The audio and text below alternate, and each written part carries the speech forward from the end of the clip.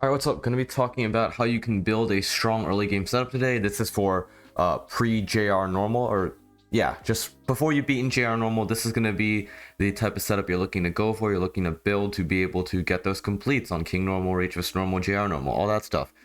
So the main frame of your setup is going to be mighty and speedy up in the front, with the carry in the middle. This carry can be, stacky as I had before. It can be something like, Infernus is a really strong carry. As well as, maybe something such as a Puppy, or if you get really lucky, you have a Kevin, right? This front row is also going to be where you're focusing most of your gold on to level, right? You want to focus on leveling your carry, your mighty, and your speedy. I'd say prioritize mighty and speedy before your carry, just because you'll probably change carries as the game progresses. You see my levels here being, maxed out, all that stuff. Yeah, you're not going to get anywhere close to this level with your early game setup. You don't need to get anywhere close to this with your early game setup. I'm pretty sure JR normal is beatable with, maybe level 200 mighty, level 10 speedy, and maybe around like a level 200 to, maybe 240 carry, just depending on what carry you are using, right?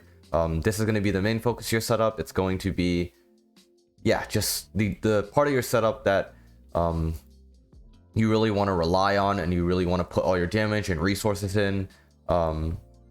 The other parts of your setup like really don't matter that much compared to your front row, which is going to be pure DPS, right? So just put Stacky back for, this is sort of your baseline carry, right? You have Stacky as your starting carry, whereas stuff like Kevin, stuff like Puppy is, if you get lucky, you get to use those characters. Otherwise, you just stick with Stacky and you go up from there if you get anything better.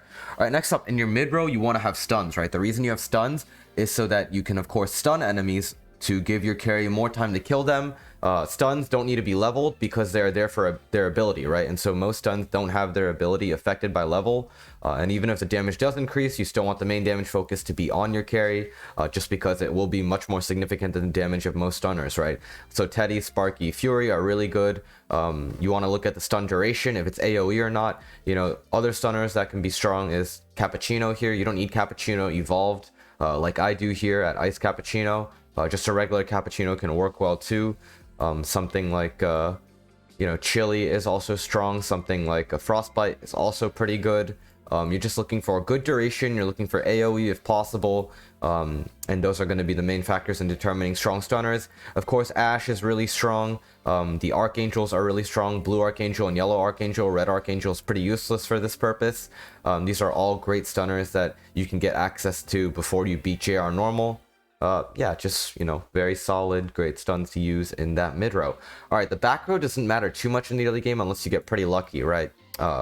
You can put stuns here, you can put DPS in here. Devin can be a good option just so you can soften up some enemies for your other low damage monsters to finish them off. But the back row is really not going to be important at all. And if enemies usually do make it to your back row, it'll be the end for you anyways, right? Because you want to focus your gold on the front row and on your mid row, so enemies don't get in the back row in the first place. It might not even get in the second row.